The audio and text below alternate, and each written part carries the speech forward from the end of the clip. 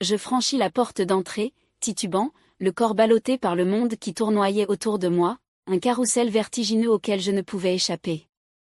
Ma vision se brouillait et mon cœur battait fort dans mes oreilles, se mêlant aux échos de la nuit, les rires, la musique, l'amertume de la vodka bon marché qui me brûlait encore la gorge. L'odeur de sueur, de cigarettes et de regrets m'enveloppait comme une seconde peau.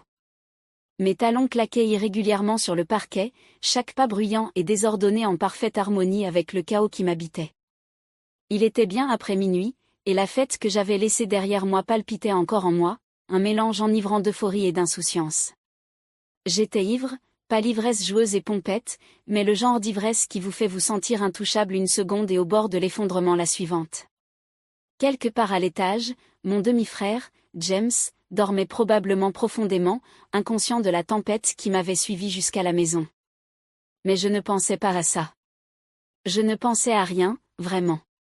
Tout ce que je savais, c'est que quelque chose me rongeait de l'intérieur, un vide, une faim, un besoin que je ne pouvais nommer. Je ne savais pas ce que je cherchais ce soir-là, mais j'allais le découvrir, et une fois que je le saurais, plus rien ne serait comme avant. La maison était sombre, enveloppée d'un silence qui me rendait la respiration trop bruyante. Seule une faible lueur s'échappait du salon, projetant de longues ombres paresseuses le long du couloir. J'ai donné un coup de pied à mes talons sans réfléchir. L'un d'eux a volé sur le sol et a atterri quelque part hors de vue avec un bruit sourd. C'était drôle, pour une raison que j'ignore. J'ai gloussé, un petit rire rauque qui s'est évanoui dans le silence. Oups, marmonnai-je à personne en particulier, titubant tandis que je tendais la main pour me stabiliser. Mes doigts effleurèrent la peinture écaillée du mur, encore un truc que maman jurait de réparer, mais qu'elle ne faisait jamais. J'expirai lentement et tournai mon regard vers l'escalier. Il se dressait devant moi comme une montée raide et impossible. Mes jambes étaient lourdes, mon corps alourdi par les restes d'alcool et le frisson vertigineux de la nuit. Mais James était là-haut. James, avec sa voix douce et ce regard perçant, entendu, comme s'il voyait au-delà des mots que je ne disais pas. Mon demi-frère, pas de sang, mais de la famille, en quelque sorte. Nous vivions sous le même toit depuis 3 ans, depuis que ma mère avait épousé son père. Et oui, on se disputait parfois, on se disputait pour des bêtises, mais il était toujours là, stable, imperturbable, tout le contraire de moi, surtout maintenant, oscillant entre l'ivresse et une sorte de quasi-perte. Je soupirai en passant une main dans mes cheveux en bataille. Je ne savais pas exactement ce que je cherchais, mais quelque chose en moi, quelque chose de profond, d'agité et de désespéré, voulait le découvrir. Et James, il était la seule chose dans cette maison qui semblait assez réelle pour que je m'y accroche. Je ne sais pas pourquoi j'ai pensé à lui à ce moment-là. Peut-être était-ce l'alcool, peut-être était-ce la solitude qui m'avait frappé à la fin de la fête, quand tout le monde s'est mis en couple, me laissant tituber sur le trottoir en attendant un Uber. Ou peut-être était-ce quelque chose de plus profond, quelque chose auquel je ne m'étais jamais autorisé à penser sobre. Mais là, je le voulais. Pas de façon spectaculaire, du moins, c'est ce que je me disais. Je voulais juste qu'il m'aide. Ouais, c'était ça, aide-moi. Et James, ai-je crié, ma voix résonnant dans la maison. Elle semblait sauvage, comme si elle ne m'appartenait pas. Pas de réponse. J'ai fait un pas chancelant vers l'escalier, m'agrippant à la rampe comme à une bouée de sauvetage. Et James, ai-je crié de nouveau, plus fort cette fois, en prononçant son nom jusqu'à ce que ce soit comme une chanson. J'ai entendu un coup sourd à l'étage, puis le craquement du plancher. Il était réveillé. Bien. J'avais atteint la moitié de l'escalier avant de le voir. Il se tenait en haut, torse nu, ses cheveux noirs en bataille à cause du sommeil. Il avait les bras croisés, et même dans la pénombre, je pouvais voir son froncement de sourcils. « Qu'est-ce que tu fous, Mia ?» a-t-il dit d'une voix basse. « Il est 2 heures du matin. » Je souris, titubant légèrement. « Salut, dis-je, comme si cela expliquait tout. J'ai besoin de toi. » Son froncement de sourcils s'accentua. « Tu es saoul. » Bien sûr. Je rigolais de nouveau, en faisant un autre pas. Mon pied glissa, et je m'agrippai plus fort à la rampe, manquant de tomber en arrière. James jura dans sa barbe et descendit l'escalier en trottinant, m'attrapant par le bras avant que je ne tombe. « Seigneur, Mia, tu es une épave, dit-il en me relevant. Sa main était chaude contre ma peau, et je me penchai vers lui sans réfléchir. Il sentait le savon et le sommeil, propre et familier. Ça me donna encore plus le vertige. Je vais bien, dis-je d'une voix pâteuse en tapotant son torse du doigt. Juste, aide-moi, d'accord ? J'ai besoin que tu... Je m'interrompis, incertaine de ce que je demandais. Mon esprit était un mélange confus de sentiments, la musique forte, les lumières clignotantes, cette douleur dans ma poitrine que je ne parvenais pas à nommer. Je levai les yeux vers lui, son visage flou proche de moi, et quelque chose changea en moi. Emmène-moi au lit, dis-je, les mots jaillissant sans que je puisse les retenir. James se figea, sa prise sur mon bras se resserrant l'espace d'une seconde avant de me lâcher, ses doigts s'attardant comme s'il hésitait à me laisser partir. Quoi ? Sa voix était plus basse maintenant, prudente, mesurée, comme s'il avait peur de la réponse. Emmène-moi au lit, répétai-je plus fort cette fois, comme si c'était un défi, comme si je le mettais au défi de me voir, d'entendre la supplication dans ma voix. Je ne savais pas si je le pensais, comme ça. Ou peut-être que si. Peut-être avais-je simplement besoin de quelque chose, n'importe quoi, pour m'ancrer dans ce moment, et James était là, me regardant avec ses yeux qui me donnaient toujours l'impression de ne pas être invisible. Il me fixait, la mâchoire serrée, le souffle court. Mia, murmura-t-il en secouant la tête, comme s'il essayait de se réveiller d'un rêve qu'il ne voulait pas faire. Et tu ne sais pas ce que tu dis. Et si, ma voix était rauque, mais l'alcool me rendait la langue pâteuse, mes mots un peu pâteux. Pourtant, j'ai continué. J'en ai marre de me sentir seule, fatiguée de faire semblant de m'en fiche alors que c'est le cas. Juste, sois avec moi, s'il te plaît. Une lueur passa alors dans ses yeux, quelque chose que je ne parvenais pas à nommer. Ce n'était pas de la pitié, ce n'était pas de l'amusement. C'était plus profond, plus lourd, comme une bataille intérieure qu'il menait. Il s'approcha assez près pour que je sente sa chaleur. Mia, tu es ivre, tu n'as pas les idées claires. Allons. Et si, je les éclaire, ai-je rétorqué tout en titubant légèrement. Je sais ce que je veux. Je tendis la main vers lui, mes doigts hésitants atterrissant sur sa poitrine. Sa peau nue était chaude, ferme, le battement régulier de son cœur palpitait sous ma paume. La sensation me fit frissonner le long de l'échine et fit s'accélérer mon propre rythme cardiaque en réponse. James inspira brusquement, mais ne bougea pas. Il resta planté là, me regardant comme si j'étais une sorte d'énigme qu'il voulait résoudre, mais qui craignait la réponse. « Tu ne le penses pas, dit-il finalement, mais sa voix n'était plus assurée. Il y avait quelque chose de brut, d'incertain. Je le pense, murmurai-je en m'approchant encore plus, si près que l'espace entre nous était à peine visible. Je sentais la tension, épaisse comme une tempête qui attendait d'éclater. J'avais la tête qui tournait, mais à cet instant, cela n'avait aucune importance. Rien n'avait d'importance. Je levai le visage, mes lèvres effleurant son menton par accident, ou peut-être volontairement. « S'il te plaît, James. » Son souffle s'accéléra, ses mains se crispèrent le long de son corps comme s'il luttait contre tous ses instincts. L'atmosphère entre nous était chargée, électrique, chaque seconde s'étirant de plus en plus. Et puis, lentement, si lentement que j'en eus le cœur serré, il leva la main et prit mon visage dans ses mains avec une douceur qui me serra la gorge. « Mia, murmura-t-il, son pouce caressant le bord de ma mâchoire. Je ne veux pas être quelque chose que tu regrettes. Je fermai les yeux, me laissant aller à son contact. Je ne le serai pas. L'espace d'un instant, il resta planté là, les doigts sur ma peau, son souffle chaud contre mes lèvres. Et puis, c'est arrivé. Il se brisa. Une seconde, il était immobile, la suivante, ses mains me trouvèrent, l'une posée sur ma taille, l'autre effleurant ma mâchoire. Son contact hésitant, mais électrique, ses yeux brûlants d'un désir, d'une énergie qui se construisait depuis trop longtemps. Et puis, ses lèvres rencontrèrent les miennes, fermes et inquisitrices, comme s'il avait attendu ce moment depuis une éternité. Je lui rendis son baiser, mes doigts agrippant sa chemise, manquant à lui arracher. Le monde autour de nous se brouillait, les bruits de la nuit s'estompaient. Chaque respiration, chaque mouvement me paraissait chargé, comme s'approcher trop près d'un feu sans vouloir s'éloigner. Nous avancions ensemble, maladroits et pressés, titubant vers l'escalier. Chaque baiser semblait une limite franchie, mais je m'en fichais. Je voulais juste être près de lui, ressentir quelque chose de réel. Ses mains me stabilisaient, son contact m'enivrait, mais aussi éveillait en moi une énergie folle. L'atmosphère entre nous était chargée d'un désir, d'une fragilité et d'une témérité à la fois.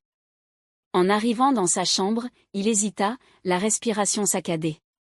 Le clair de lune filtrait par la fenêtre, projetant des ombres sur son visage, accentuant la lutte dans ses yeux. « Mia, tu es sûre ?» Sa voix était rauque, teintée de retenue. J'acquiesçai, déglutissant difficilement. « C'est juste que, je ne veux pas être seule ce soir. » Il expira brusquement, passa une main dans ses cheveux avant de finalement me prendre dans ses bras. Mais cette fois, ses mouvements étaient plus lents, plus doux, comme s'il avait peur que je disparaisse. Il me serra contre lui, son cœur battant contre ma joue, sa chaleur m'enveloppant comme un bouclier. Nous restâmes allongés là, enchevêtrés dans le silence, le poids de la nuit s'installant entre nous. Mon esprit s'emballa, mais pour une fois, je ne me sentais pas perdu, juste en sécurité, juste vu. Après un long silence, sa voix rompit le silence. « Mia, murmura-t-il, son souffle chaud contre ma peau. « Tu vas bien ?» Je fermai les yeux, écoutant le rythme régulier de son cœur. « Ouais, murmurai-je. Je crois que oui. » Je tournai la tête pour le regarder. Son visage était à moitié obscurci par la faible lumière, mais je voyais encore l'inquiétude gravée dans ses yeux. Cela me serra la poitrine. « Ouais, murmurai-je, même si le mot semblait incertain au moment même où il quittait mes lèvres. Mon esprit commençait à s'éclaircir, l'alcool s'estompant, et avec lui, le poids de la fête. Que avions-nous fait? Qu'est-ce que cela signifiait? Il tendit la main, ses doigts écartant une mèche de cheveux de mon visage, s'attardant juste une seconde de trop. Son contact était hésitant, prudent. Nous n'aurions pas dû. Non, l'interrompis-je en me redressant brusquement. Un brusque nœud dans l'estomac me fit serrer le drap plus fort. Ce n'était pas seulement la vodka. C'était autre chose, quelque chose de plus lourd. Ne dis pas ça. Pas encore. Ses yeux brillaient d'une lueur que je ne pouvais nommer, le regret, le doute, quelque chose entre les deux. Mia. C'est juste que, je l'ai cherché, dis-je, plus pour me convaincre que pour lui. Je le voulais. Il se redressa également, passant une main dans ses cheveux, l'air indéchiffrable. Oh, vraiment? Sa voix était plus douce maintenant, mais avec une pointe d'amertume. Ou était-ce juste l'alcool qui parlait? J'avalais difficilement ma salive, la gorge serrée. Je ne répondis pas. Je ne pouvais pas, parce que maintenant que le brouillard s'était dissipé, je n'en étais plus sûre. Avais-je vraiment voulu ça? Était-ce réel, ou avais-je juste cherché à combler ce vide en moi? Je le regardais, James, celui qui avait été là à chaque dispute, à chaque larme, à chaque erreur stupide, la seule personne en qui j'avais plus confiance que quiconque, et pourtant, à cet instant, j'avais l'impression de le perdre. Je ne sais pas, avouai-je d'une voix faible. Je ne sais pas ce que je voulais. James laissa échapper un profond soupir, la mâchoire serrée. Bon sang, murmura-t-il en se frottant le visage. C'est compliqué, Mia. Je sais. J'entourai mes genoux de mes bras, les serrant contre ma poitrine. L'atmosphère entre nous semblait plus lourde que jamais. On fait quoi maintenant? Il resta silencieux un long moment, fixant le mur comme s'il pouvait contenir la réponse. Lorsqu'il parla enfin, sa voix était basse et posée. On passe à autre chose. Je tressaillis. Comme ça? Qu'est-ce qu'on peut faire d'autre? Son regard croisa le mien, intense et indéchiffrable. C'était un moment, Mia. Une erreur. On laisse ça derrière nous. Les mots me frappèrent plus fort que prévu, s'enfonçant dans ma poitrine comme des pierres. Peut-être avait-il raison. Peut-être était-ce la seule solution. Mais en le regardant assis là, si proche et pourtant si lointain, je n'étais pas sûr de pouvoir oublier. Je n'étais même pas sûr de vouloir oublier. Répète, dis-je, la voix brisée. Comment suis-je censé oublier ça? Je ne sais pas, rétorqua-t-il en se tournant vers moi, mais il le faut. Tu es ma demi-sœur, Mia. Ça ne peut plus arriver. Jamais. Ces mots me firent l'effet d'un coup de poing. Demi-sœur, famille, les lignes que j'avais brouillées dans mon état d'ivresse reprirent leur place, nettes et impitoyables. J'acquiesçai lentement, ravalant la boule dans ma gorge. D'accord, murmurai-je. On oublie. Mais je n'avais pas oublié. Comment aurais-je pu? Le lendemain matin, je me suis réveillée dans mon propre lit. James avait dû m'y porter après m'être évanouie, et ma tête me martelait plus qu'une simple gueule de bois. La honte me brûlait, brûlante et amère. Je me souvenais de chaque contact, de chaque baiser, de chaque mot stupide que j'avais dit, et pire encore, je me souvenais de ce que j'avais ressenti, de ce qu'il ressentait. Je ne pouvais pas le regarder au petit déjeuner. Il ne me regardait pas non plus. Nous tournions l'un autour de l'autre comme des fantômes silencieux et gênés, faisant comme si de rien n'était. Les jours se sont transformés en semaines, et la tension ne s'estompait pas. Chaque fois qu'il entrait dans une pièce, mon cœur bondissait. Chaque fois qu'il prononçait mon nom, j'entendais cette nuit dans sa voix douce et rauque. Désespérée. J'ai commencé à sortir plus tard, à dormir chez des amis, à éviter la maison. Mais je ne pouvais pas l'éviter éternellement. Nous vivions sous le même toit, nous partagions une salle de bain, une cuisine, une vie. Et au fond, je ne voulais pas l'éviter. C'était le pire, je ne le regrettais pas. Pas du tout. Un soir, environ un mois plus tard, je suis rentrée sobre. Pas de fête, pas d'alcool, juste moi et mes pensées, des pensées que j'avais passé des semaines à essayer d'enfouir, mais elles ne restaient jamais enfouies bien longtemps. James était dans le salon, affalé sur le canapé, un film allumé, le visage baigné par la douce lumière de l'écran. Il a levé les yeux quand je suis entrée, et pour la première fois depuis cette nuit-là, nos regards se sont croisés. Un courant silencieux a traversé nos esprits, un désir non dit, mais lourd. « Salut, dit-il d'une voix mesurée et rauque. « Salut, répondis-je en errant dans l'embrasure de la porte, hésitant entre rester et partir. Mon cœur battait la chamade, et je ne savais pas pourquoi. Ou peut-être que si. Il se redressa, coupant le son de la télévision. « Ça va ?» J'acquiesçai, puis secouai la tête presque aussitôt. « Non.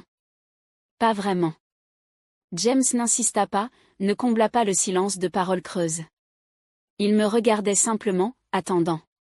Cela me rendait nerveuse, cela me rendait courageuse. J'inspirais profondément et m'approchai, les mains jointes.